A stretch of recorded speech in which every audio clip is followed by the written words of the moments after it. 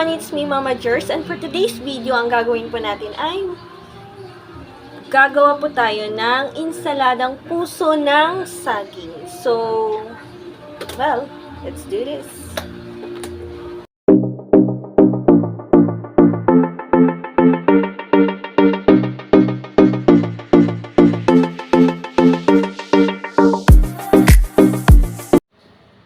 So, ito na nga po ang ating puso ng saging. Yes.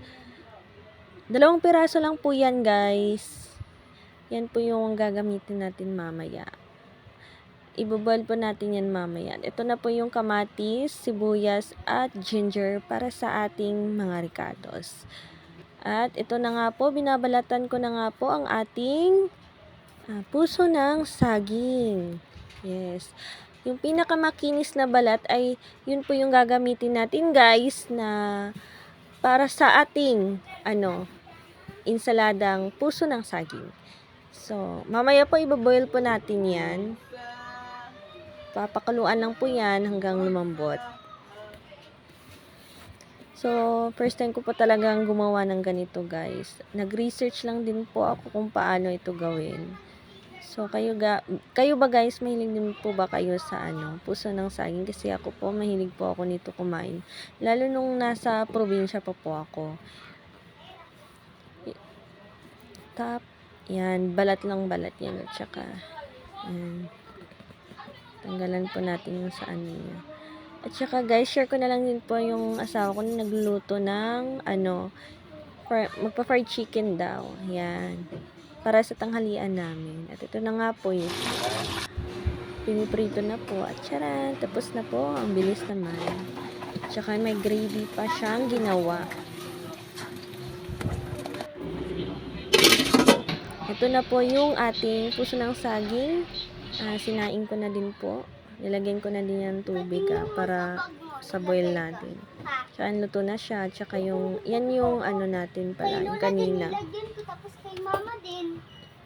Yan yung coconut milk. At saka ito din, naka-chop-chop na rin tong ating puso ng saging.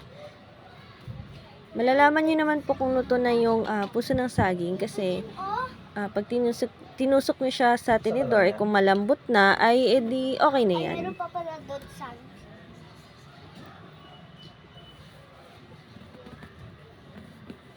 Ang ingay-ingay nila, guys. Ewan ko lang kung naririnig nyo. Pasensya na lang. So, guys, hindi po siya mahirap gawin. Napaka-easy lang niya pong gawin.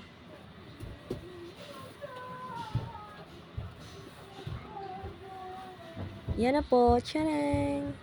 So, pigain po natin siya. At yung yung tubig niya niyan ay itatapon. Kasi para hindi mapait po yung ating puso ng saging. Yan. Pigain niyo lang po siya ng mabuti. At eto na nga, tapos na. At hiniwa ko na po itong ating mga kamatis at tinanggalan ko ng mga buto kasi hindi natin yan isasama. Kaslice na din po yan. Yan. Ang galing-galing naman mag-slice char. Ito na din tong, hiniwa ko na din po itong ating sibuyas. Siya tong ginger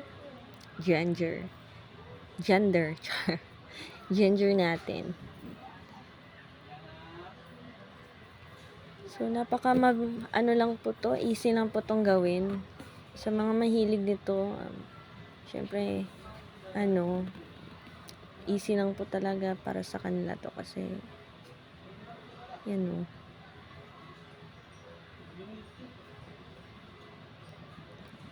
pwede na nga itong matinda diba? O, ayan na po. Tapos na po ang ating paghihiwa ng mga ricados. So, ito na po sila. May coconut milk, asin, magic sarap po tayo. Ito na, nilagay ko na din po itong coconut milk sa isang malaking bowl. Para dyan na po natin inahalo-halo ang lahat.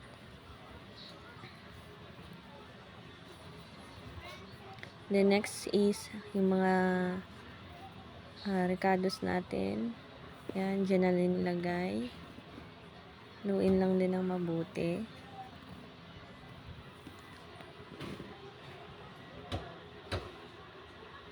Nilagyan ko na din po ito ng asin.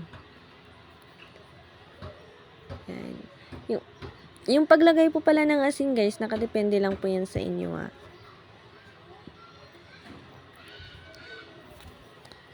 Hinalo-halo ko na din po. Yan. Haluin ng mabuti para po matunaw yung asin.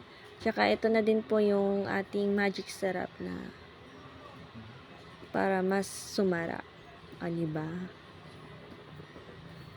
Excited na po talaga ako dito. Nilagyan ko na din po siya ng paminta. Durog po siya na paminta. Tsaka nahalo-halo ko na lang din po.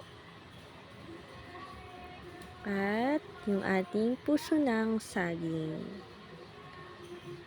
Parang excited na ako nito. Hindi ko na mapigilan. Kasi first time ko talaga dibang gumawa. Kaya nakaka-excite talaga.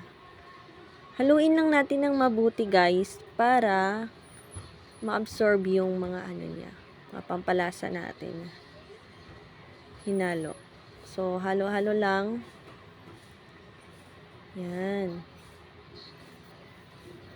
So, kayo ba guys, paano nyo ba gawin yung mga katulad nito na ensaladang puso ng saging? Kasi yung iba kasi nilalagyan ng kalamansi. Hindi ko pa din na-try yan. Hindi ko pa naranasang makatikim ng may kalamansi na ensaladang puso ng saging. Masarap din ba yun guys? Diba? Maraming paraan na klase-klaseng paraan kung paano magluto or gumawa ng ensaladang puso ng saging. Kasi yung iba din nilalagyan ng karne, ganyan. Nilagyan ko ulit ng asin at saka nilagyan ko na rin ng konting sugar lang. Medyo manamis-namis. Hinalo-halo ko na din. Diba? Ang amoy palang ulam na. Siya.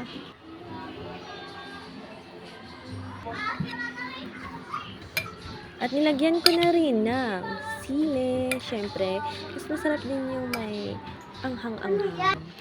Diba? Kasi nakakagana kumain talaga pag maanghang yung kinakain niyo. Ayan, hinalo ko na lang siya ng bonggang-bongga guys. Ayan, titikman na din natin siya.